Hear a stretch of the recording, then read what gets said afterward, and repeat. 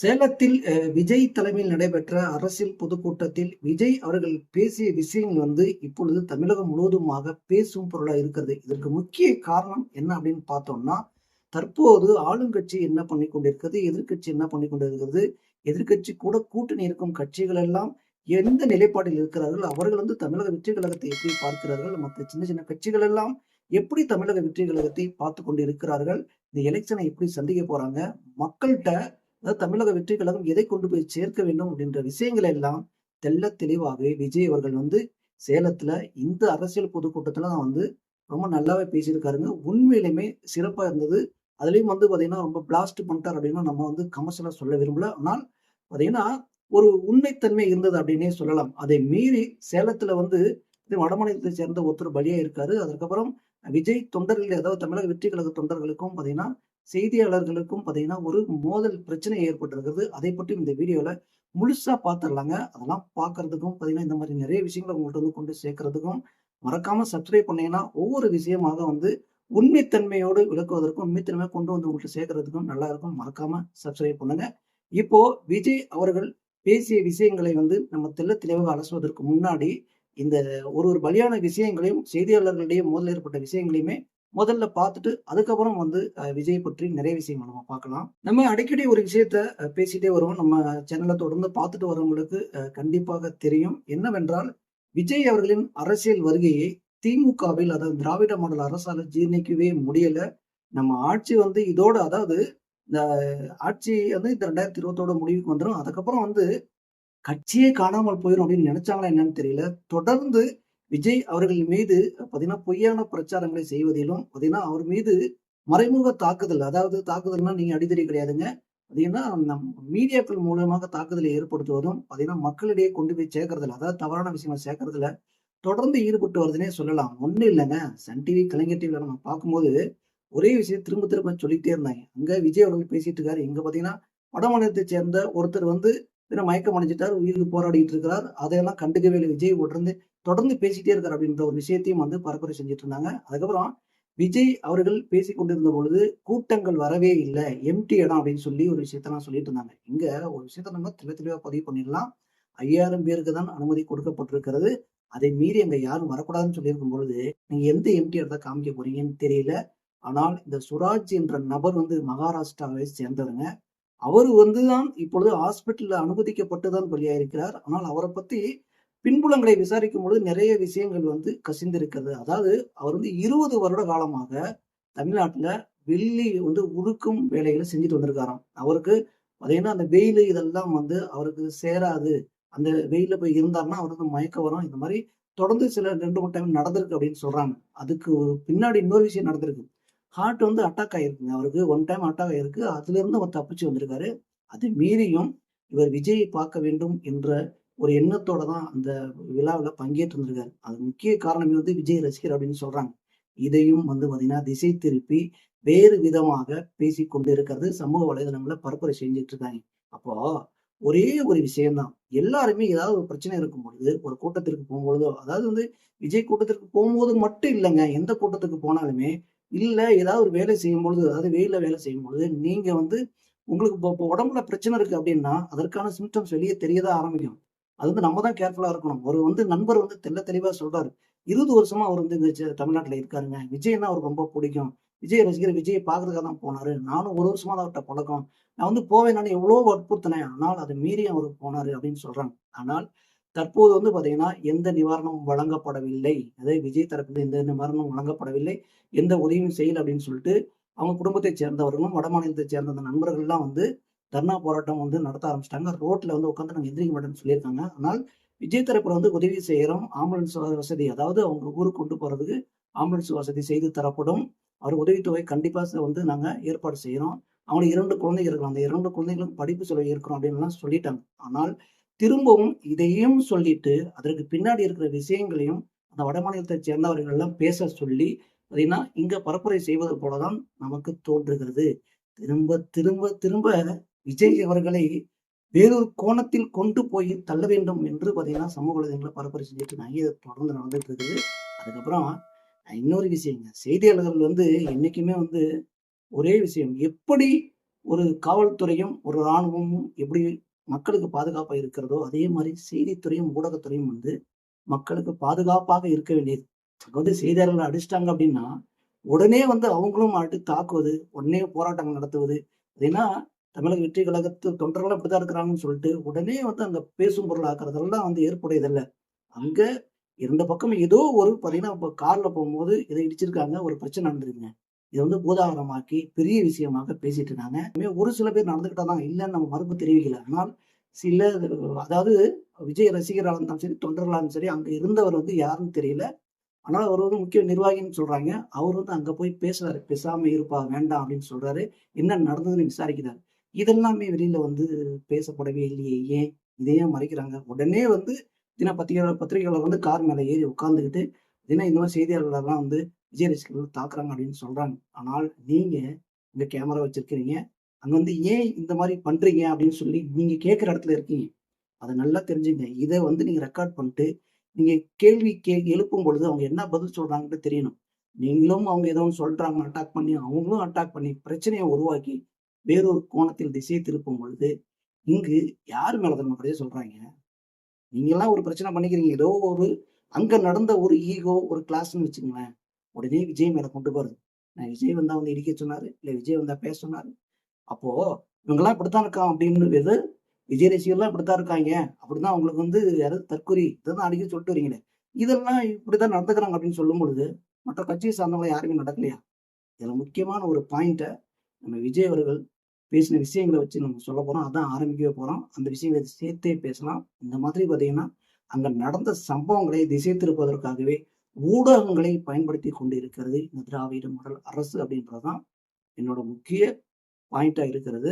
இப்ப விஜய் அவர்கள் பேசின விஷயத்துக்கு வருவோம். விஜய் அவர்கள் பேச வரும்பொழுதே பார்த்தீங்கன்னா, அவர்கள் தொண்டர்கள் எல்லாம் ஆரவாரம் செய்தார்கள். சரி, இதெல்லாம் ஒரு பக்கம் இருக்கட்டும். இப்ப ஆரம்பிக்கும்போதே நம்ம வந்து செய்தியாளர்கள் விஷயத்தையும் அந்த யாரு நம்ம சுராஜ் அவர்கள் மகாராஷ்டிராவை சேர்ந்த சுராஜ் என்ற நபர் வந்து ஹார்ட் அட்டாக்ல பலியான விஷயங்களையும் சேர்த்தே சில விஷயங்கள் சொல்லிடலாம். என்னன்னா, இங்க அரசு வந்து அனுமதி கொடுத்த டைம் என்ன தெரியுங்களா?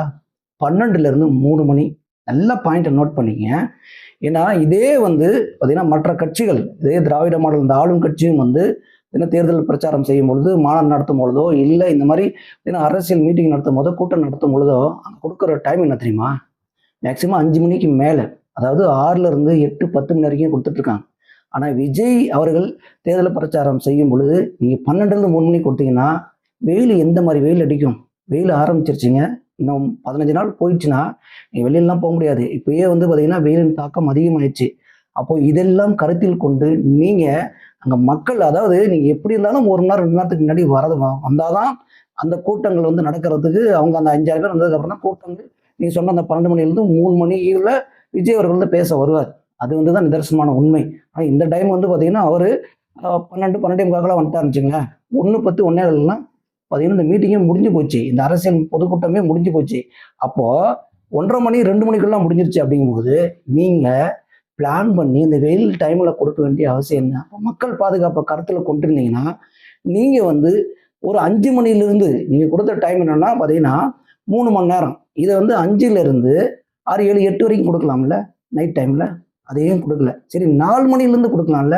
அதையும் குடுக்கல. அப்ப 5 மணிக்கு விஜய் பேச வரும்பொழுது, திருப்பி வெயில்ல வருவாங்க அப்படின்னாலுமே, அங்கேயும் பிரச்சனை ஏற்படத்தான் செய்யும். ஆனால், ஒரு பாதுகாப்பு இருக்கும். ஆனா, நீங்க என்ன பண்ணியிருக்கீங்கன்னா, ஏன்னா 12லிருந்து 3 வரைக்கும் உச்சி வெயில் அடிக்கும் பார்த்தீங்களா? அந்த டைம்ல குடுத்துருக்கீங்க. அதனால தான் நீங்க நெறைய பேர் வந்து பார்த்தீங்கன்னா, இந்த மயக்கமடைய சூழ்நிலை உருவாச்சு. அதுல தான் சுராஜ் அவர்களும் பலியானார்கள் அப்படின்ற விஷயங்களையும் இங்க சொல்ல விரும்புகிறேன். இப்ப விஜய் அவர்கள் பேசுனதுல முக்கியமா நம்ம என்ன பார்க்க போறோம் அப்படின்னு பார்த்தீங்கன்னா, விஜய் அவர்கள் இதற்கு முன்னாடி பார்த்தீங்கன்னா, டிஎம்கே தான் நமக்கு வந்து எதிரி அப்படின்னு சொல்லிட்டாரு. இங்க பிஜேபி கொள்கைன்னு இது மாதிரி சொல்லியிருந்தாரு. ஆனால் தற்போது அவர் எடுத்துக்கிட்ட ஆயுதம் என்னன்னு பார்த்தீங்கன்னா, நம்ம ஏன் மற்றவங்கள பத்திலாம் வந்து வளவலா குலகலான்னு பேசணும்? எனக்கு என்னன்னா, இப்போ ஆண்டு கொண்டிருக்கிற இந்த கட்சியை பற்றி நான் முழுவதுமாக பேசப் போகிறேன். அவனு அவர் சொல்லல. அந்த விஷயங்கள முன்னிறுத்தி தான் பேசினாரு. அப்போ இததான் எல்லாருமே எதிர்பார்த்துட்டு இருந்தாங்க. ஏன்னா, நீங்க இதுக்கு முன்னாடி செஞ்சது, போனது, வந்ததெல்லாம் பேசிட்டே இருந்தீங்கன்னா, இப்ப வேலைக்கு ஆகாது. இதுதான் வந்து முக்கிய அரசியல் பிரமுகர்களும், சமூக வலைதளங்கள்ல பார்த்தீங்கன்னா, என்னை போன்ற யூடியூபர்களும் சரி, பெரிய பெரிய செய்தியாளர்களும் சரி, இதெல்லாம் கூறிட்டு வந்திருந்தாங்க. அப்போ இது முன்னிறுத்தி இந்த விஜய் அவர்கள் வந்து இந்த சமயத்துல பேசினார். ஏன்னா, விஜய் அவர்கள் எடுக்க வேண்டிய ஆயுதமே இதுதான். கரெக்டான சமயத்தில் இதை எடுத்திருக்காருன்னு சொல்லலாம். ஏன்னா சில தவறுகள் நடக்கும் இல்லைங்களா, அதை வந்து இந்த சேலம் அரசியல் பொதுக்கூட்டத்தில் வந்து பயன்படுத்திருக்காருன்னு சொல்லலாம். அதுல முக்கியமா எடுத்துக்கிட்ட ஒரு விஷயம் என்னன்னு எனக்கு பிடிச்சிருந்தது அப்படின்னு பார்த்தீங்கன்னா, ஏன்னா டிஜிபி வந்து இங்க இல்லவே இல்லைங்க. அவங்க வந்து இப்போ டிஜிபி வந்து நிர்ணயிக்கணும், ஏன்னா இங்க வந்து சட்டம் ஒழுங்கு சரியில்லை அப்படின்ற விஷயத்த முன்னிறுத்தினாங்க. இப்போ வந்து ஆக்டிங் டிஜிபி தான் இருக்கிறாரு. இது வந்து தான் இப்போ நடைமுறையில் இருக்குது. அப்போ இங்க வந்து இடி நல்லா ஒன்று தெரிஞ்சுங்க. இடி வந்து யார் மேல வந்து பாத்தீங்கன்னா கேஸ் ஃபைல் பண்ண சொல்லியிருக்கு, லஞ்ச ஒழிப்புத்துறை அப்படின்னா நேரு மேல வந்து ஃபைல் பண்ண சொல்லியிருக்காங்க. ஆனா பண்ணவே இல்லை. இங்க டிஜிபிலாம் நீங்க ஆக்டிங் டிஜிபி இருக்கிறதுனாலையும், ஏன்னா நிறைய காவலர்கள்லாம் ஆக்டிங் இருக்கிறதுனாலையும் அவங்க எந்த ஆக்ஷனுமே நடவடிக்கையுமே எடுக்கல. அப்போ இங்க நீங்க டிஜிபியை வந்து கரெக்டா ஒருத்தர் நிர்ணயிச்சிருந்தீங்கன்னா இந்நேரம் நேரு அவர்கள் உள்ள இருந்திருப்பார். இந்த விஷயத்தை மறைமுகமா அவர் சொல்லியிருக்காரு. ஆனால் இதுதான் உண்மை. இங்க இன்னொரு விஷயம் என்னன்னு பாத்தீங்கன்னா, குரூப் 2 எக்ஸாம் இருக்கு பாத்தீங்களா, அது கேன்சல் செய்யப்பட்டிருக்கிறது.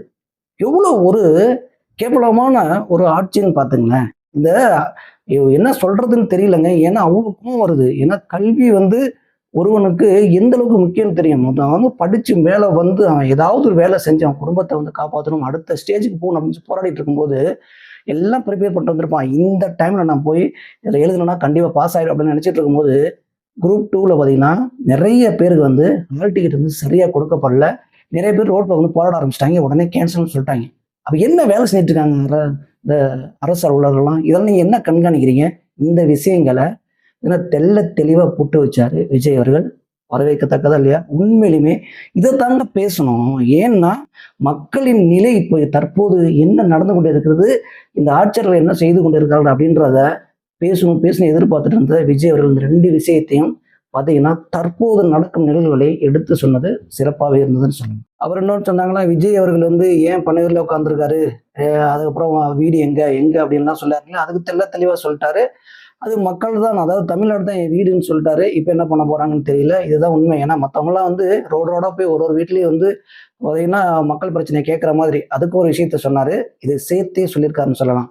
அதாவது உங்கள் கனவை சொல்லுங்கன்னு சொல்லிட்டு ஒவ்வொரு வீடியோ தேடி போறாங்களாம். உங்க கனவை சொல்லுங்கன்னு சொல்லிட்டு 4 வருஷம் என்ன பண்ணிட்டு இருந்தீங்க, இப்போ போய் கனவை சொல்லுங்கன்னு ஆட்சி முடிய போகிற சமயத்தில் சொல்றீங்கன்னு சொல்லிட்டு அச்சாரு பாரு ஒரு பஞ்சு, சூப்பர் பஞ்சுனே சொல்லலாங்க. இதையும் உண்மையா இல்லையா? இதுதான் தற்போதும் மக்களிடையே கொண்டு போய் சேர்த்துருக்க ஒரு விஷயம். அதுக்கப்புறம் அந்த 5000 ரூபாய் வந்து கொடுத்தாரு இல்லைங்களா முன்கூட்டியே, இது உங்க பணங்க, நீங்க வாங்கிக்கங்க. வாங்கிட்டு திசையில போய் அவங்க காதுல ஊதுங்க, அவங்க செவிலில் ஊதுங்க அப்படின்னு சொல்லி அடிச்சாரு பாரு ஒரு பஞ்சு. இனிமே தூங்கவே மாட்டாரு முதல்வர் முத்துவேல் கருணாநிதி ஸ்டாலின் அப்படின்னு சொல்லி செம்ம பஞ்சுங்க. உண்மையிலுமே இதுதான் இப்பொழுது தேவைப்படுகிறது. இந்த வார்த்தை நான் திரும்ப திரும்ப சொல்லிட்டு தான் இருப்பேன். ஏன்னு கேட்டீங்கன்னா, இப்போ என்ன நடக்கிற நிகழ்வுகளை கரெக்டா நடத்துற சொல்லியிருக்காரு பாத்தீங்களா, இதை நம்ம பேசி ஆகணும்ல. அதே மாதிரி உங்கள் கனவு இதெல்லாம் வந்து உங்கள் கனவை வந்து சொல்லுங்க அப்படின்றத வந்து நீங்க எப்ப கேட்கணும், அதை கேட்டு நிறைவேற்றினீங்களா, எது நிறைவேற்றிருக்கீங்க, ஆனால் எதுவுமே நிறைவேற்றப்படலை அப்படின்ற விஷயங்களையும் தெளிவாகவே போட்டு உடைத்திருக்கிறார் தமிழக வெற்றி கழக தலைவர் விஜய் அவர்கள். இதுல இன்னொரு முக்கியமான விஷயம் சொல்லலாங்க. ஏன்னா ஏடிஎம்கேவையும் பிஜேபியும் இடையில வந்து விமர்சனம் செய்ய ஆரம்பிச்சார். இதுல விமர்சனம் செய்யலன்னு சொன்னாங்க. அது வந்து தேவையில்லாத ஒரு விஷயம் தான். அதை விஜய் அவர்கள் புரிந்து கொண்டார். அந்த பக்கம் நான் போகல. ஆனால் பிஜேபி வந்து அவுட் ஆஃப் கண்ட்ரோல் சொல்லிக்கிட்டே இருக்காரு. ஆனா நம்ம தமிழக முதல்வர் வந்து எதுல அவுட் ஆஃப் கண்ட்ரோலா இருக்காரு பாத்தீங்கன்னா, பெண்கள் பாதுகாப்பு, சட்டம் ஒழுங்கு, இளைஞர்களுக்கு வேலையின்மை, இதுல எல்லாம் அவுட் ஆஃப் கண்ட்ரோலா இருக்காரு. அப்போ யாரு வந்து யாரை பத்தி அவுட் ஆஃப் கண்ட்ரோல்னு சொல்லலாம், நம்ம வந்து செய்யாம வந்துட்டு இன்னொருத்தவங்க சொல்லலாமா அப்படின்னு சொல்லியிருக்காரு. இதுவும் உண்மைதான். ஏன்னா இன்னொருத்தவங்க நீங்க சொல்றீங்கன்னா முதல்ல நீங்க என்ன செஞ்சீங்க அப்படின்ற கேள்வி நம்ம கேட்க தோணுதா இல்லையா? அதை தமிழக வெற்றி கழக ஒரு கட்சி தலைவரா இருந்து மக்கள்கிட்ட அவர் தொண்டர்கள்ட்ட போய் சொல்ல வேண்டிய இடம்தான் இந்த இடம். கரெக்டான இடத்துல சொல்லியிருக்காரு அப்படின்னே சொல்லலாம். இதுல தொடர்ந்து எல்லாருமே வந்து விஜய் அவர்களுக்கு அனுபவம் இல்லை, என்ன பண்ண போறாரு அப்படின்னு சொல்ற விஷயங்களை வந்து தொடர்ந்தே சொல்லிட்டு வராங்க. ஆனால் அனுபவம் எனக்கு இல்லை அப்படின்னு நீங்க வச்சுக்கிட்டாலுமே, நான் ஊழல் செய்வதிலும், அதாவது ஏன்னா மக்கள் பணத்தை சுரண்டுவதிலும் நான் வந்து அனுபவம் இல்லாமல் இருக்கேன்னா, நீங்க அதுல தான் அனுபவமா இருக்குது உங்களுக்கு. அதானே செஞ்சுக்கிட்டு வரீங்க. உங்கள் கொள்கையில நீங்க பின்னோக்கி போயிட்டே இருக்கீங்க அப்படின்ற விஷயங்களை எல்லாமே சொல்றாங்க. உங்க கொள்கையில மறந்துட்டே வந்து மக்களிடம், அதாவது மக்கள் வரிப்பணத்துல நீங்க கொள்ளடிச்சிட்டு இருக்கின்ற விஷயத்த தெளிவா சொல்றாரு. இது உண்மைதானே. ஏன்னா விஜய் அவர்கள் இன்னும் பார்த்தீங்கன்னா ஒரு எலெக்ஷனை சந்திக்கவே இல்லை.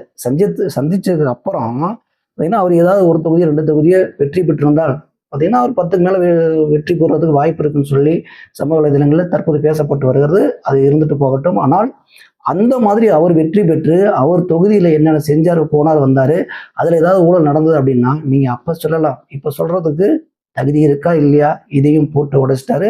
அதுக்கப்புறம் முத்துவேல் கருணாநிதி ஸ்டாலின் அவர்களை வந்து பொய்யிலே பிறந்து பொய்யிலே வளர்ந்த புலவர் பெருமானன்னு போட்டார் பாருங்க ஒரு வெட்டியை. சத்தியமாக முடியலங்க. பார்த்தீங்கன்னா அவ்வளோ கலைவரம், அவ்வளோ சவுண்டு. அதில் வந்து இன்னொன்று சொன்னார், பொய்யிலே பிறந்தது மட்டும் இல்லைங்க, புலிகள் பெருமானே அப்படின்னு சொல்லிட்டார். இது என்ன அட்டி, என்ன பஞ்சுன்னு நினைக்கிறீங்க? உண்மையிலுமே கரெக்டான இடத்துல கரெக்டான பஞ்சு அப்படின்னு சொல்லலாம். விஜய் அவர்கள் வந்து சேலத்தில் இந்த மாதிரி நிறைய விஷயங்களை வந்து தற்போது ஆளும் கட்சியை பார்த்து இந்த கேள்வி கேட்டுட்டு இருக்காங்க. ஏன்னா இந்த இடத்துல தான் நான் முக்கியமான பாயிண்ட் சொல்ல வரேன். இதை எல்லாம் எடப்பாடி அவர்கள் வந்து கேட்க வேண்டிய ஒரு கேள்வி. அவர் கேட்கலன்னு நம்ம சொல்ல முடியாது. அவர் கேட்டுக்கிட்டு தான் இருக்காரு. அதே போலதான் விஜய் அவர்கள் தற்போது கேட்டிருக்கார். இதுதான் எதிர்பார்த்தார்கள் ஒட்டுமொத்த தமிழக மக்களுமே. விஜய் அவர்கள் கரெக்டான நேரத்தில் நம்ம சொன்ன மாதிரி திரும்ப திரும்ப சொல்லிட்டு இருக்கிறோம். கரெக்டான நேரத்தில் கரெக்டான டைம்ல பேசியிருக்காரு அப்படின்னு சொல்லலாம். இதுதான் அடுத்தடுத்து நடக்க போகும் கூட்டங்கள்லையும் தொடரும் அப்படின்னு சொல்லியிருக்காங்க. தொடர்ந்தால் சிறப்பாக இருக்கும். தேவையில்லாமல் போய் ஏடிஎம்கேயும் பிஜேபியும் அதுக்கப்புறம் அன்புமணி இந்த பக்கம் வந்து சீமானா இதெல்லாம் சீண்டிட்டு வந்தோம்னு வச்சுங்களேன், வேலைக்கே ஆகாத தலைவரே, தயவு செய்து இதை தொடருங்கள் அப்படின்னு தான் சொல்லலாம். கண்டிப்பாக அடுத்த பொதுக்கூட்டங்களில் விஜயின் பேச்சு இன்னும் வேறு லெவலில் இருக்கும் அப்படின்னு நம்ம எதிர்பார்க்கலாம். குறிப்பாக தமிழ்நாட்டின் உலகத்தில் நடக்கும் அனைத்து விஷயங்களையும் தொடர்ந்து அரசும் தொடர்ந்து பேசுவோம். தொடர்ந்து தமிழ் தேசிய குரல் தமிழ் தேசிய குரல் மகேஷின் அன்பு வணக்கம்.